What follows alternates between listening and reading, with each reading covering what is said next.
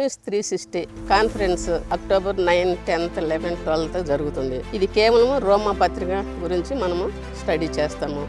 అసలు రోమా ఎందుకు చదవాలి అని మనం ఆలోచిస్తే ఇది పాపులకు అవసరము కాబట్టి, అంతేకాదు దేవుని నుండి నీతిని తెలుసుకున్నట్టుకు రోమా పనిచేస్తుంది. రోమా 3:11-23 చూసినట్టయితే నీతిమంతుడు లేడు, ఒక్కడూ లేదని చెప్తుంది. అంతేకాదు ఈ రోమాలో మనకు అర్థం కానటువంటి సమస్యలకు, కఠినమైన ప్రశ్నలకు మనకి జవాబు దొరుకుతుంది. కాబట్టి మనం రోమా పత్రిక చదవాలి. అంతేకాకుండా విశ్వాసాన్ని మన దైనందిన జీవితంలో ఎలా జీవించాలి అనే విషయాన్ని దీనిలో రోమా పత్రిక తెలుపుతుంది. అంతేకాదు రోమా 1:16 చూసినట్టయితే సువార్తను గురించి నేను సిగ్గుపడను అని రాసి ఉంటుంది. మనం సువార్త చెప్పాలనుకున్నప్పుడు మనం సిగ్గుపడకుండా సువార్తను ఎలా చెప్పాలో మనం దీనిలో నేర్చుకోగలుగుతాము.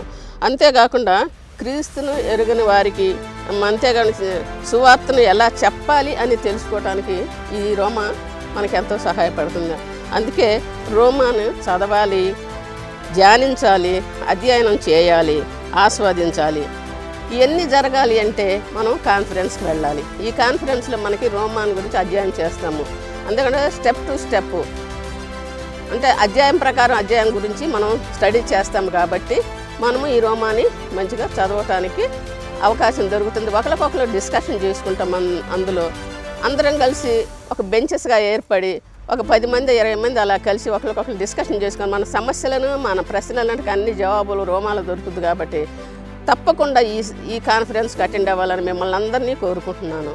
Thank you very much. మనం ఇంకా బైబిల్ గురించి తెలుసుకోవాలనుకున్నా నేను చదివాను అక్కడ, మీరు కూడా చదవండి. ఎందుకంటే నేను ఏంటో తెలియని పరిస్థితుల్లో ఈ ట్రైనింగ్ తీసుకొని నేను ఇతరులకి సువార్త చెప్పడానికి నేను ముందుకు వచ్చాను. అలాగే ప్రతి ఒక్కళ్ళు ఈ గుడ్ న్యూస్ బైబిల్ కాలేజీలో చేరి మీ యొక్క టాలెంట్స్ని బయటికి తీసుకొచ్చి దేవుని సువార్త ఎలా చెప్పాలి, ఎందుకు చెప్పాలి, ఎప్పుడు చెప్పాలి, ఎక్కడ చెప్పాలి అనేది గురించి వాక్యానుసారంగా మనం నేర్చుకొని చదువుకోవాలంటే తప్పకుండా గుడ్ న్యూస్ బైబిల్ కాలేజీకి మీరు అందరూ అటెండ్ అవ్వాలని నేను మనస్ఫూర్తిగా కోరుకుంటున్నాను. ఇంకొక విషయము, మనము నేర్చుకున్నదని మేము టీచ్ చేస్తున్నాం. ఈచ్ వన్ టీచ్ వన్, అలా ఆ కాన్సెప్ట్లో మనము ఒకరికొకళ్ళని ఇంప్రూవ్ చేసుకునేలాగా దేవుని సువార్త అందించేలాగా మనము ప్రయత్నం చేయాలి. కాలేజీ మోటో ఏంటంటే each one teach one and encourage one to walk with Jesus. ఎవరు లోకల్ చర్చ్ ఈజీగా కాలేజీ రూమ్.